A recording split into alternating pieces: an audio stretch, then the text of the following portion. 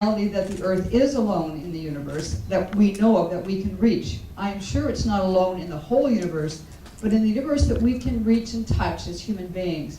It is so special to us that really, when we think about it, it's really difficult to conceive of people not having some kind of environmental ethic or an ethic to respect another individual.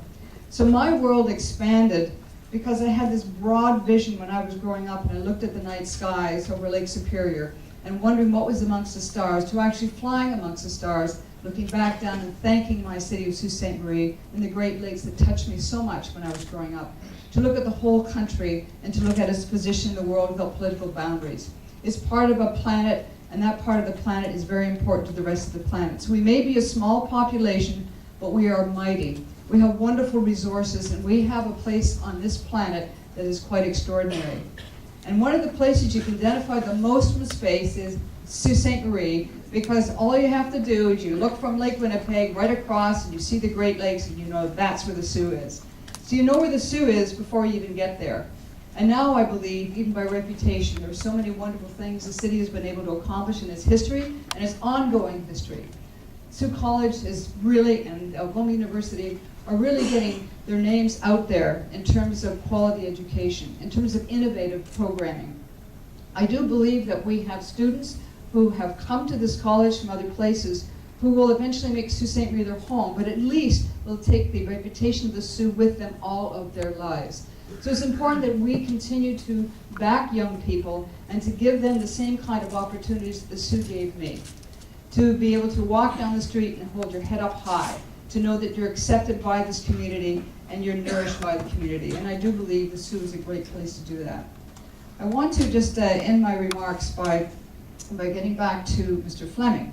Because my mother, Mildred Bondar, my father, Edward Bondar, of course, were born in Sault Ste. Marie, as was my sister, Barbara. And when we were growing up, it was all about going to the family Y, getting into school activities, and the church activities, and the Girl Guides. And we had great friendships, and their friendships extend into this room today, otherwise half this room wouldn't be here. So thank you very much for being here. When I look at things that had to be done before my space flight, I reached into my hometown. Susan Chow is right here, and Susan helped design this crest that was used for my space program, my space mission, my personal crest. And that personal crest, I believe, has some reflection in the coin you'll see today. And it was also included some of the ideas that my sister put into this crest, and that's a different history that we could go into at some time. It's quite fascinating, actually. My mother was a teacher. My father knew the importance of teaching. But one thing my mother did that a lot of people don't think about is the importance of being a cheerleader.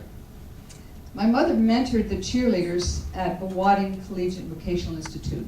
She was head of business and commerce, but she had my father to take the cheerleaders down in the days before the seatbelts, in this white Ford Bronco all the way down to Toronto, like 14 people plus the family dog, because the kids couldn't afford the airfare or the bus fare to go down. So they take all these people down, all these cheerleaders down, to support the basketball teams, to go to cheerleading festivals and competitions. And I thought, being a cheerleader is a wonderful thing. Mr. Fleming was a cheerleader at Western, if my brain has not resorted to information in my life. And that's how he taught me trigonometry in grade 10. He was actually a cheerleader for mathematics, and he was able to, and I can remember him going like that with his watch on the board, and he had this compass with the chalk on it. He'd make these wonderful circles with this, and he had these very professional ways of moving around the room, and I thought, yeah, I can see him as a cheerleader, and I really wanted to stay and watch him work with the cheerleaders at Sir James Dunn.